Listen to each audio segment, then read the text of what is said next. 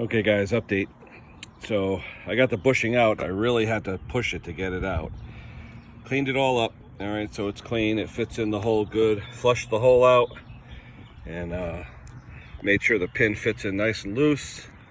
Now if I hook up my gun that has my lock and lube on it, I stick that on there, make sure it's locked, and if you look inside, there you go. She's lubing. All right, so what I'll do now, I'll spread some grease around this pin. I'll put the pin in there, and then we can bolt it up to the frame of the tractor.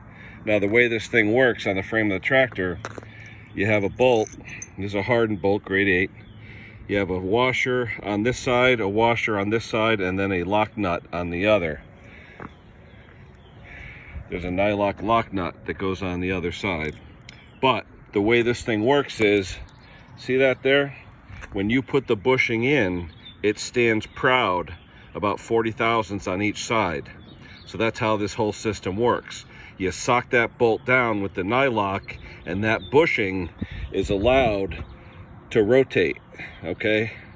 So what's happening is you're pivoting on that thing with the grease in between the bushing and this welded housing, and that gives you your lubrication. Obviously, the grease fitting on here had paint still on it.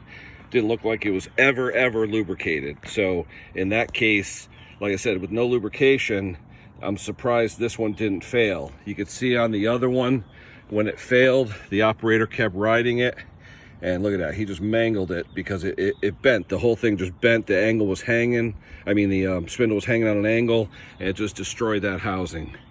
All it was because of a broken bolt. So when you're doing these front axles on these STXs or anything, you may want to take the axles off, make sure your grease fitting is pumping.